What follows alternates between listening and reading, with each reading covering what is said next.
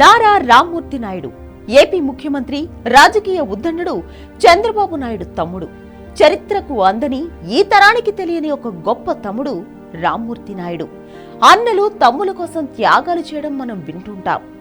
తమ్ముడు చదువు కోసం, తమ్ముడు ఉద్యోగం కోసం తోడబుట్టిన వాడు కష్టాల్లో ఉన్నప్పుడు అన్నలు త్యాగాలు చేయడం, ఆదుకోవడం ఇవన్నీ చరిత్ర చూసినవే, అందరికీ తెలిసినవే. కానీ చరిత్ర చూడని ఒక తమ్ముడి కథ రామ్మూర్తి నాయుడు కథ.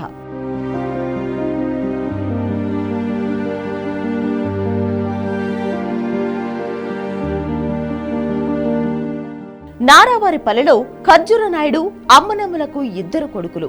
పెద్దవాడు చంద్రబాబు నాయుడు మొదటి నుంచి ప్రత్యేకం. అతని చదువు, అతని కాలేజీ గొడవలు, అతని యూనివర్సిటీ రాజకీయం, చంద్రబాబు పద్ధతి వేరు. కానీ రామ్మూర్తి నాయుడు చంద్రబాబు కంటే సుమారు 3 ఏళ్లు చిన్న. కుటుంబ భారాన్ని మోసింది మాత్రం రామ్మూర్తి నాయుడే. 2 ఎకరాల ఆసామి అయిన ఖర్జూరపు నాయుడుకు ఇద్దరిని చదివించడం కష్టమైపోయింది. పెద్ద కొడుకు చదువుపై ఆసక్తి ఉండడంతో సహజంగానే దూసుకుపోగలిగాడు. కానీ చిన్న కొడుకు రామ్మూర్తి మాత్రం బోలా వ్యక్తిత్వం, దూకుడుతనం. ఊర్లో ఫ్రెండ్స్ అందరినీ కలుపుకొని ఏదో ఒకటి చేయాలనే తపన ఉన్న వ్యక్తి. పేదరికం రామ్మూర్తి నాయుడిని వెనకడుగు వేసేలా చేసింది. అన్న చదువు కోసం రామ్మూర్తి నాయుడు త్యాగం చేశాడు. తాను మోటార్ మెకానిక్ గా మారాడు. పొలంలోని పంపు సెట్లకు మోటార్లు బిగిస్తూ ఉండేవాడు. అలాగే మోటార్లకు రిపేర్లు కూడా చేసేవాడు. నారావారిపల్లె చుట్టుపక్కల పంపు మోటార్లకు రిపేర్ చేయాలంటే రామ్మూర్తికి కబురు వెళ్లాల్సిందే.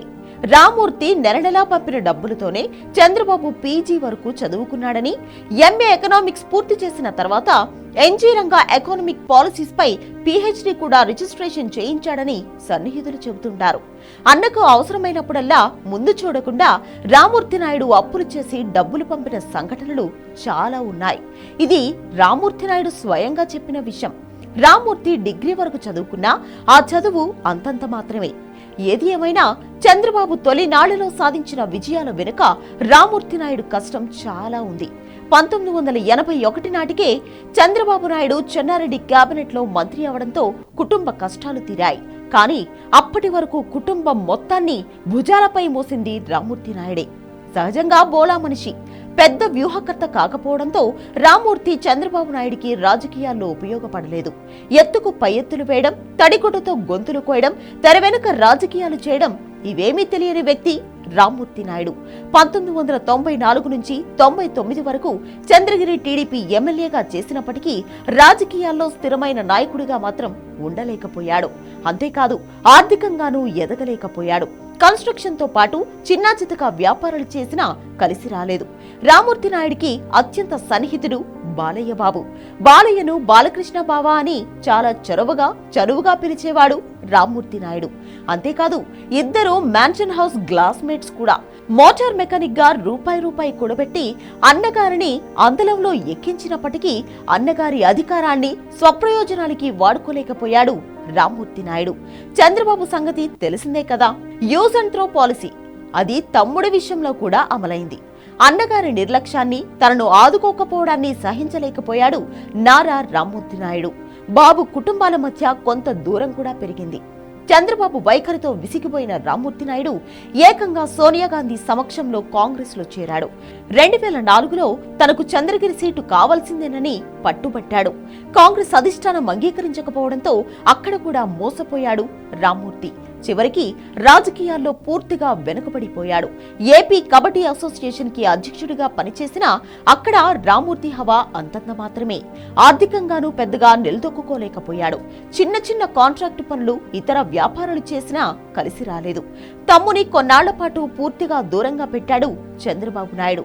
కాంగ్రెస్ చంద్రబాబుని తిట్టడానికి రామ్మూర్తిని ఆయుధంగా వాడుకుంది. ఆ తర్వాత వదిలేసింది. రామ్మూర్తి నాయుడు కొడుకు నారా రోహిత్ హీరోగా నిలదొక్కుకోవడానికి చాలా కష్టపడాల్సి వచ్చింది. ఇప్పటికీ నారా రోహిత్ కు ఒక బంపర్ సూపర్ హిట్ దొరకలేదు.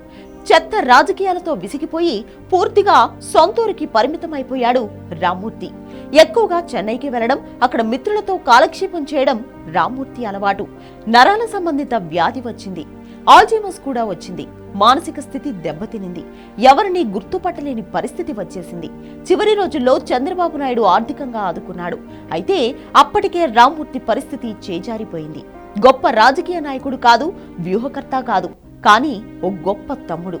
ఏపీ రాజకీయ చరిత్రలో 4 సార్లు ముఖ్యమంత్రిగా చక్రం తిప్పిన చంద్రబాబు నాయుడు జీవితంలో రామ్మూర్తి నాయుడు చేసిన త్యాగం బయట ప్రపంచానికి తెలియకపోవచ్చు. కనీసం చంద్రబాబు నాయుడు గుర్తుపెట్టుకున్నా చాలు.